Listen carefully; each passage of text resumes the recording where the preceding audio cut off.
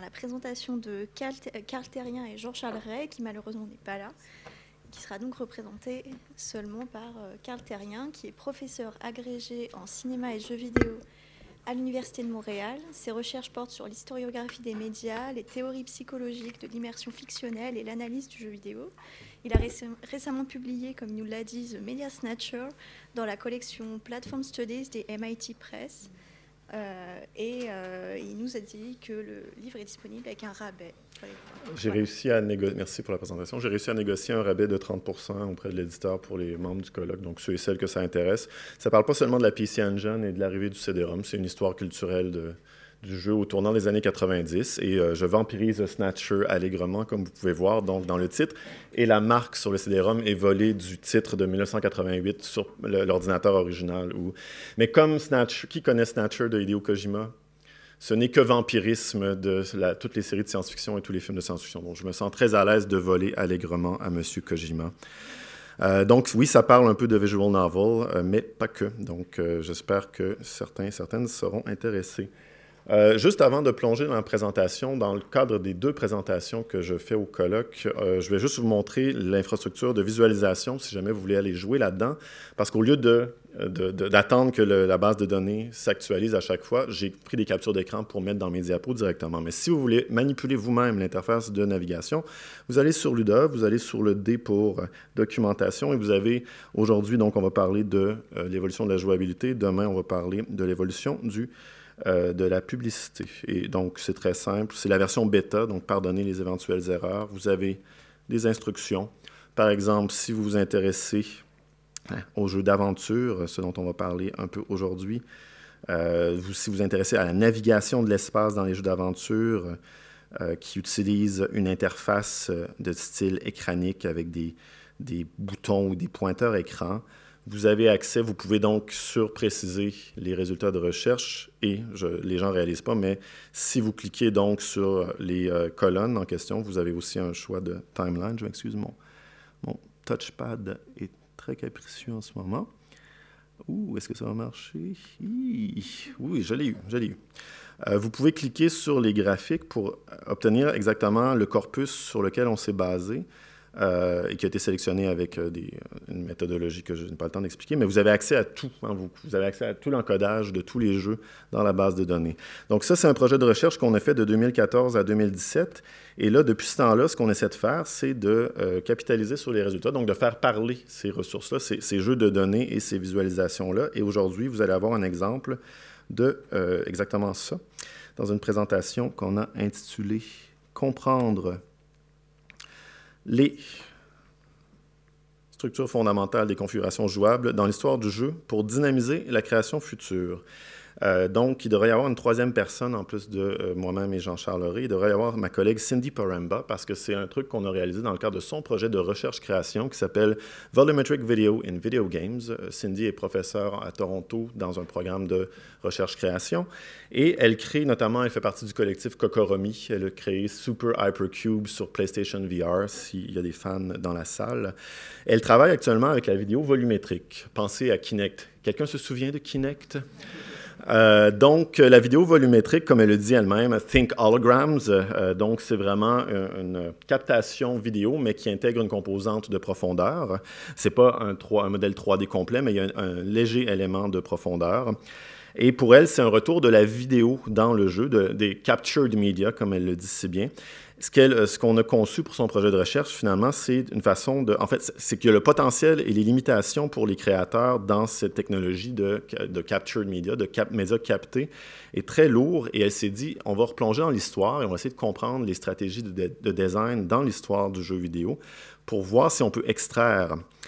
Le corpus en question, c'est le corpus, comme Bernard Berron l'appelle si bien, de film-jeu interactif qu'on a déjà étudié par le passé à l'UDOV.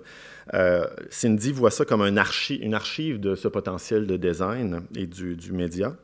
Le projet, donc, c'est l'extraction du savoir imprégné dans le design à travers le SHAC, le système historico-analytique comparatif qu'on a élaboré à l'Université de Montréal. Et le but ultime de cette analyse historique, c'est de dynamiser la création d'un projet actuel qu'elle fait à l'Université OCAD, donc, desquels ces captures d'écran sont extraites. On a sélectionné un corpus de 100 jeux. Cindy m'a dit, Carl, tu vas utiliser ton outil, le Shack, pour analyser une centaine de jeux. Avec le projet de Bernard, on avait déjà 216 jeux, donc on a fait une première sélection de 80 titres issus de ce corpus original, mais Cindy tenait à voir les déclinaisons plus contemporaines après 2009, donc on a rajouté avec 20 jeux plus contemporains. Tout ça, c'est disponible sur l'interface que je vous ai montrée. Le plan de match pour ma présentation est fort simple, donc sans repasser à travers tout le Shack, tous les 28 concepts, je vais vous présenter un peu cette boîte à outils et voir ce qu'on peut faire avec.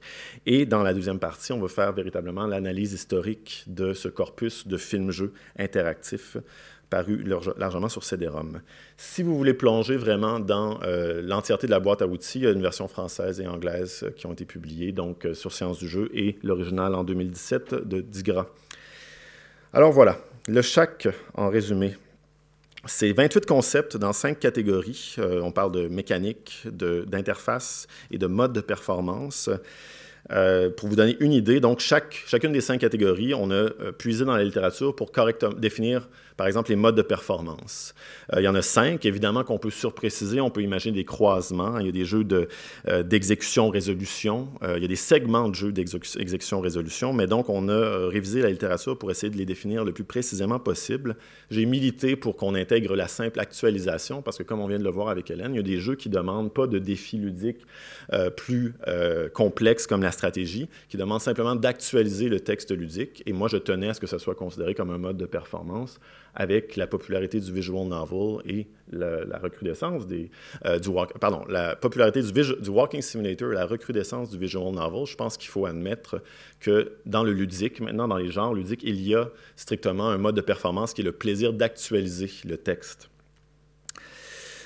Pour donner quelques exemples, pour que ça vous parle peut-être un peu plus, à l'époque du FMV, justement, à l'époque des jeux qui utilisent des films qu'on a numérisés dans les jeux, on voit beaucoup du mode exécution. On est habitué dans des jeux à avoir de la coordination tactique où on a plusieurs options mécaniques, où le système sous-jacent est plus dynamique, mais avec le FMV, on fait comme enforcer un mode beaucoup plus statique. Le système sous-jacent est statique parce que la vidéo est statique elle-même.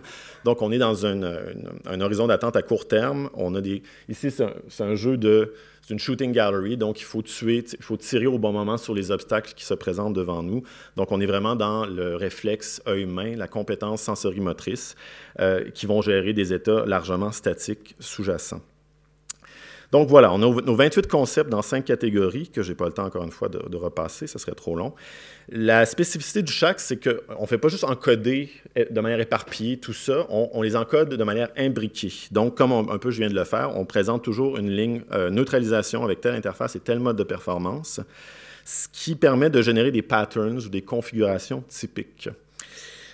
C'est un outil pour encoder un corpus historique de manière systématique.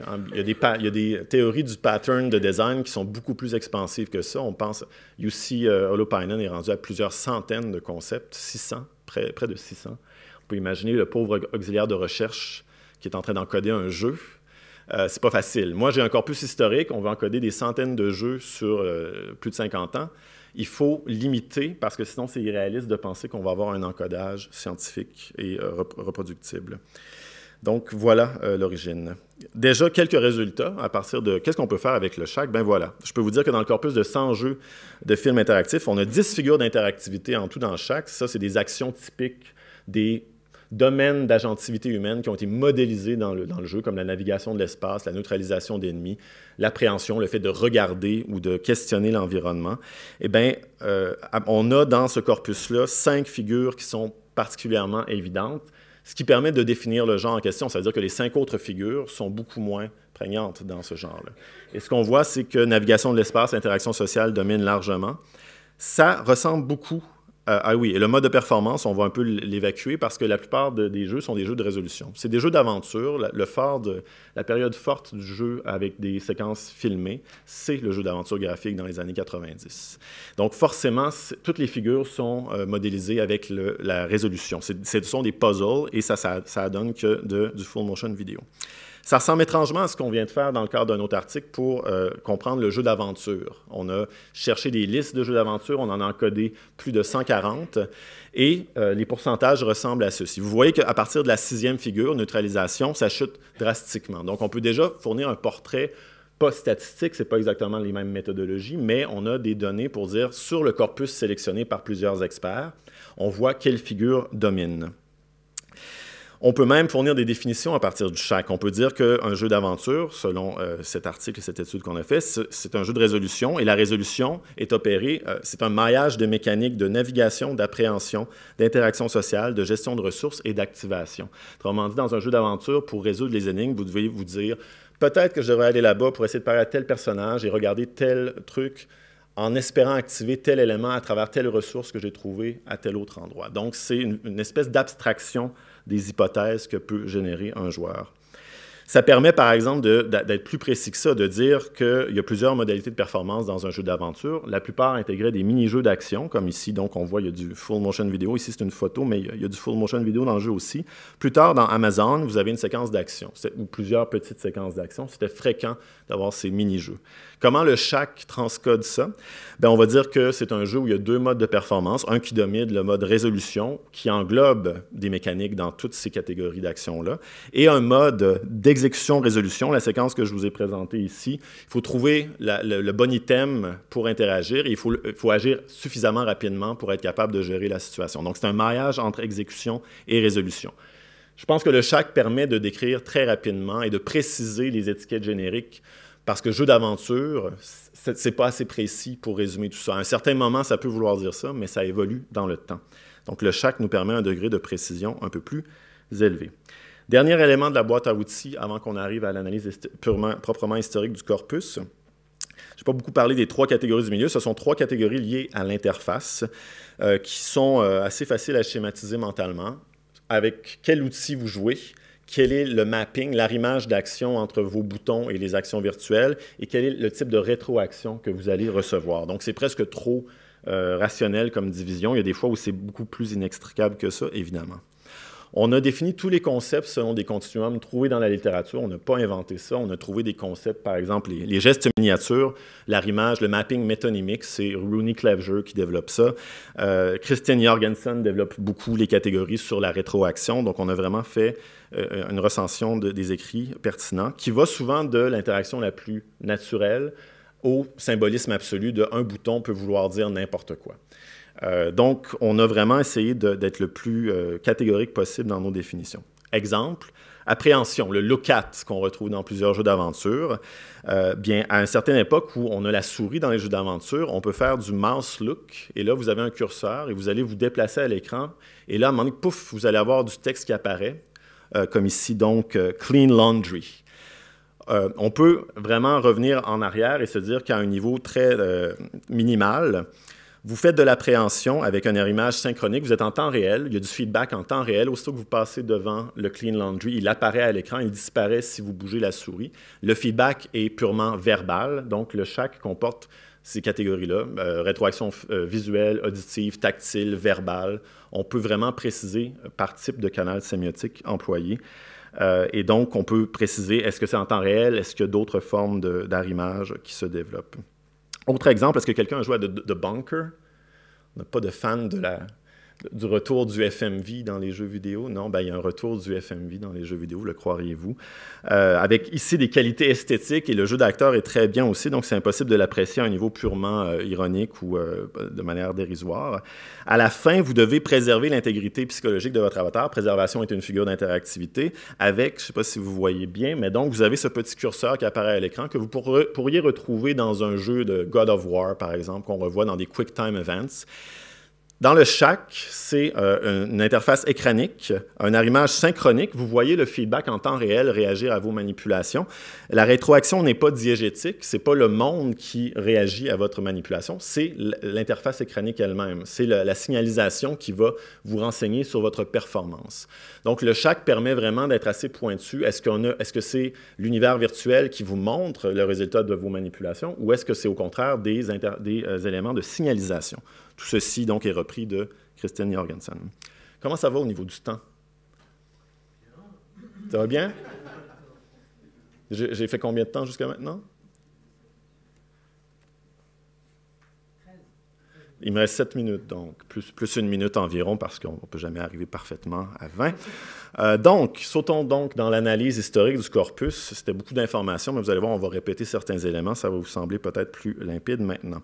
On s'est rendu compte, on fonctionne par figure. On analyse souvent les configurations typiques des différentes figures d'interactivité. Je vais vous parler surtout de navigation et d'interaction sociale. Je l'ai dit, ce sont les deux domaines d'agentivité humaine les plus communément modélisés dans les jeux de notre corpus et les jeux d'aventure incidemment. Fantasmagoria, comment le Shack traduit la configuration de la navigation.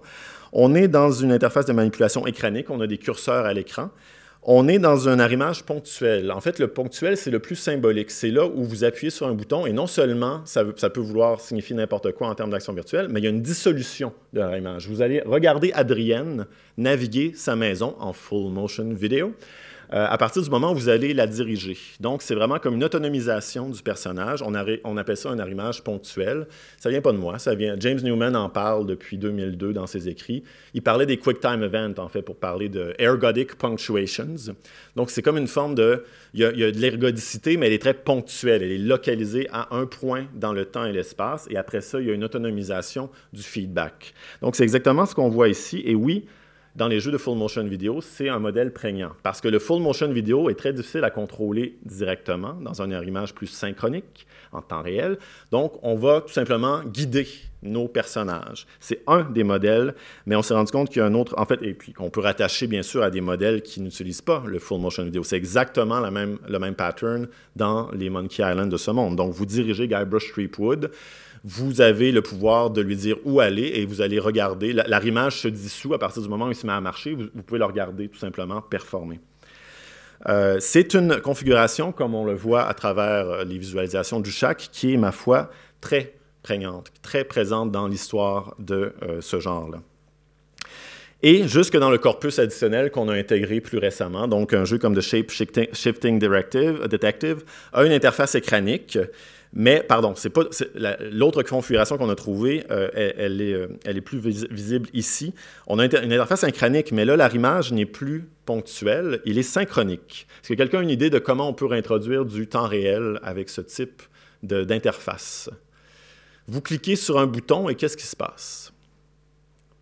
Vous aboutissez automatiquement dans la destination. Donc, il n'y a pas de dissolution du mapping. Le joueur a l'impression de contrôler au pas à pas, mais ça repose sur un concept qu'on appelle la synthèse visuelle. Dans ce cas-ci, qui ressemble à une ellipse visuelle traditionnelle. On clique, on passe d'un lieu à un autre lieu.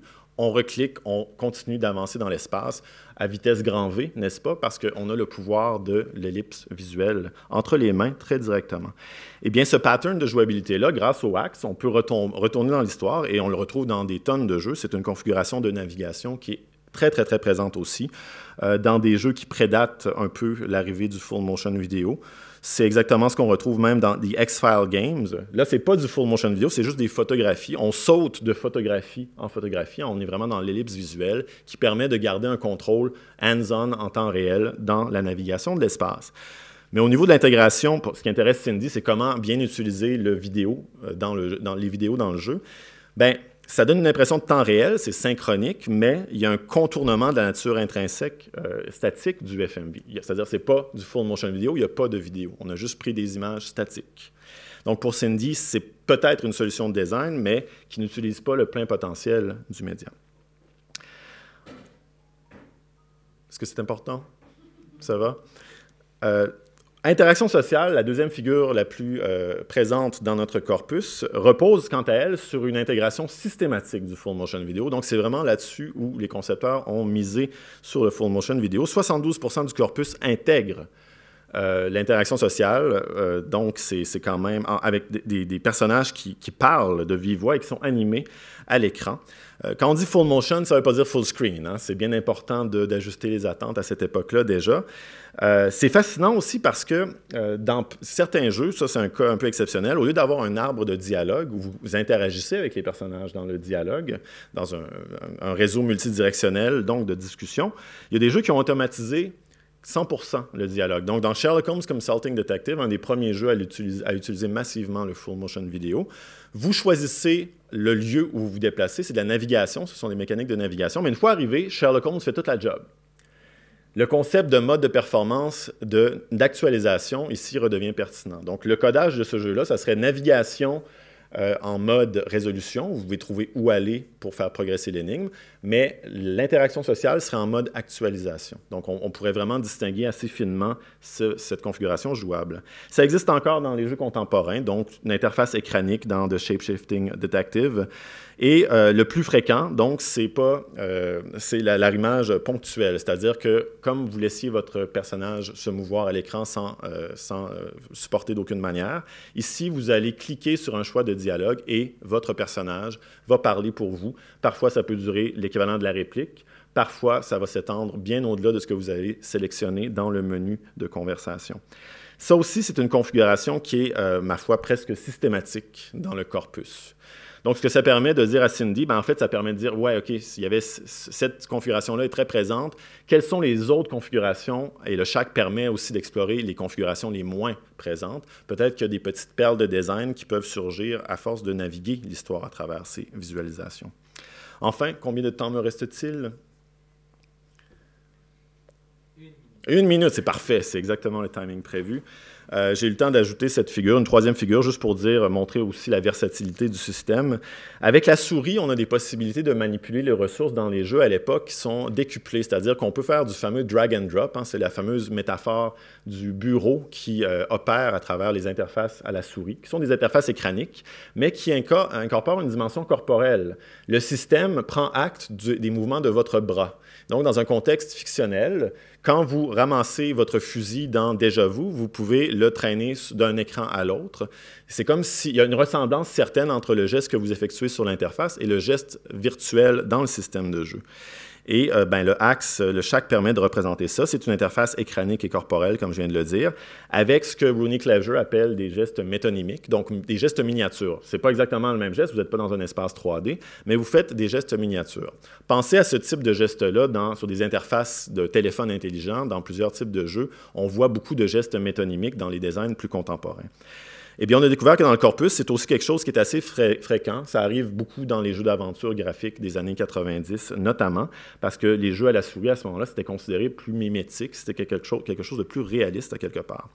Dans Rex Nebular and the Cosmic Gender Bender, on a, par exemple, cette configuration typique où vous devez actualiser des puzzles en manipulant les ressources. Donc, vous allez cliquer sur votre Twinkie Fruit, par exemple, et vous devez activer quelque chose dans l'environnement en le déplaçant, donc en faisant du drag and drop. Souvent, activation d'éléments dans l'environnement et gestion de ressources avec l'arrimage métonymique, c'est une composante qu'on retrouve beaucoup et qui est très tentante pour Cindy parce qu'elle travaille avec des interfaces de réalité virtuelle actuellement. Donc, elle va sans doute essayer de voir si elle peut réintégrer cette composante de gestes miniatures dans le design contemporain. Sinon, voilà, je termine en disant que, évidemment, la partie difficile, ce n'est pas moi qui va la faire, c'est Cindy. Dans une démarche de recherche-création, comment on transfère ce savoir historique qu'on a extrait du corpus? Le Shack ne permet pas de faire de transfert direct, il permet de naviguer les configurations. Et avec Cindy, on s'est dit qu'il y a plusieurs façons de réintégrer ce savoir-là dans le processus de design. On pourrait faire un guide illustré des configurations communes pour chacune des figures, par exemple. On pourrait ajuster l'interface de visualisation pour un designer. Par exemple, le designer pourrait dire « Montre-moi les configurations les plus inusitées pour la navigation spatiale » et avoir des jeux, des exemples concrets, des extraits de jeux où on voit ce type de configuration-là.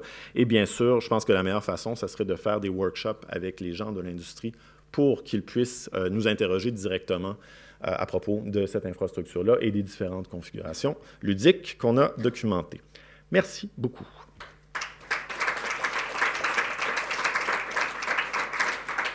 Et le superbe logo que Cindy a fait pour la période de questions en arrière. Est-ce qu'il y a des questions? Il y a une question?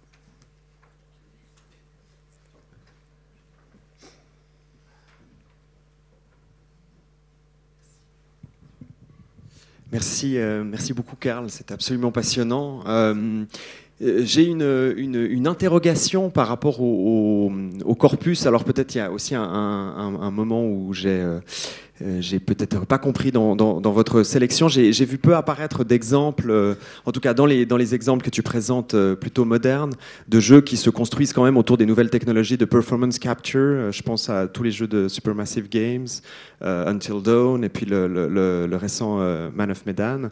Où déjà, première question, si ces éléments-là sont intégrés quand même, en tout cas dans ce qui vous est demandé, c'est-à-dire de fournir des possibilités en termes de design, parce qu'il me semble que moi, c'est des objets sur lesquels, alors pour ma part, dans une logique de recherche-création, je travaille avec des metteuses en scène et des comédiennes pour repenser le théâtre interactif ou le théâtre forum, comme on l'appelle des fois ici. Et puis on a beaucoup regardé justement des objets récents comme Man of Medan, alors qui est peut-être trop récent pour vous, mais qui intègre justement des logiques de film interactif à plusieurs, où on passe la manette, on se l'échange et autres. Et je pense que là, fondamentalement, pour le design, en tout cas, il y a des choses de très intéressantes. Donc voilà, c'était juste mon mon interrogation. Cindy s'est posé la question de, on appelle ça du motion capture. Donc, elle, sa spécialisation de recherche depuis longtemps, c'est les captured media, comment on intègre des médias, comment on a capté des images et on intègre ces images-là, ou autre chose, des sons, bien sûr, la parole et le mouvement. Donc, on a réfléchi, est-ce qu'on va aussi dans cette direction-là de Until Dawn, par exemple, qui repose presque à 100% sur performance capture minimalement. Et la réponse a été qu'il y a des affordances, il y a du potentiel issu de l'image filmée qui n'est pas présent parce que là, on est dans des univers virtuels, c'est-à-dire le squelette est capté, mais le reste, c'est un habillage virtuel. Et Cindy est vraiment fascinée par le potentiel intrinsèque de l'image captée dans la réalité. Donc, c'est tout à fait pertinent. On aurait pu étendre le corpus au-delà de ça si on avait eu plus d'argent pour payer notre auxiliaire de recherche. Mais fondamentalement, il s'est dit, OK, moi, comme je vais travailler avec un média qui est capté, même c'est une texture vidéo qui est captée par les outils de DepthKit, c'est ce que j'utilise actuellement, c'est pas Kinect, c'est DepthKit. Donc, comme elle va avoir une texture de qualité vidéographique, elle s'est dit qu'elle voulait puiser strictement dans ce corpus-là. Mais oui, on aurait absolument pu aller dans cette direction-là aussi. Tu as tout à fait raison.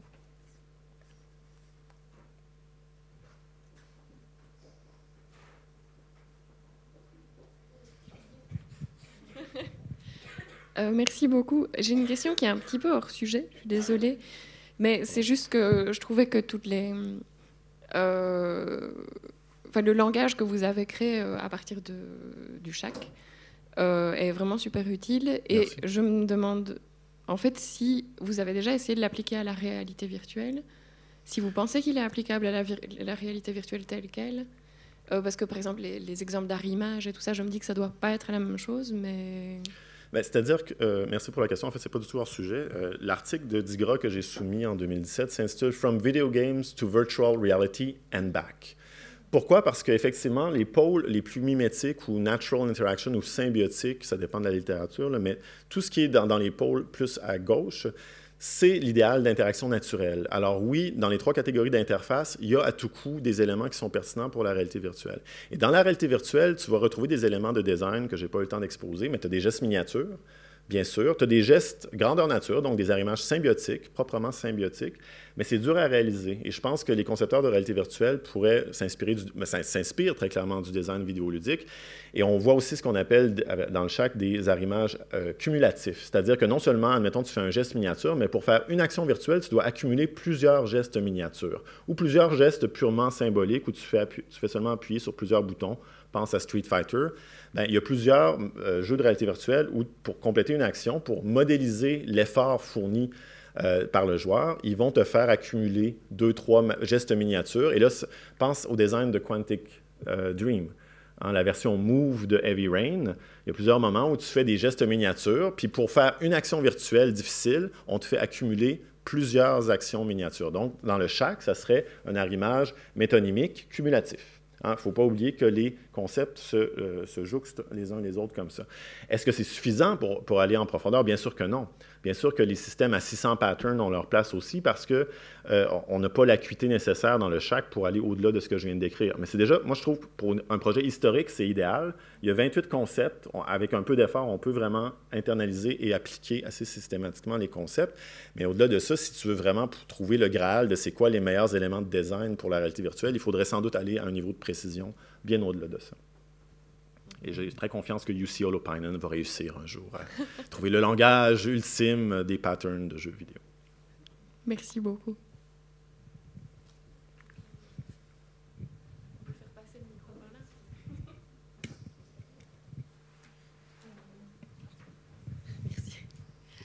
Enfin, ça s'adresse à vous, mais un peu à tout le monde.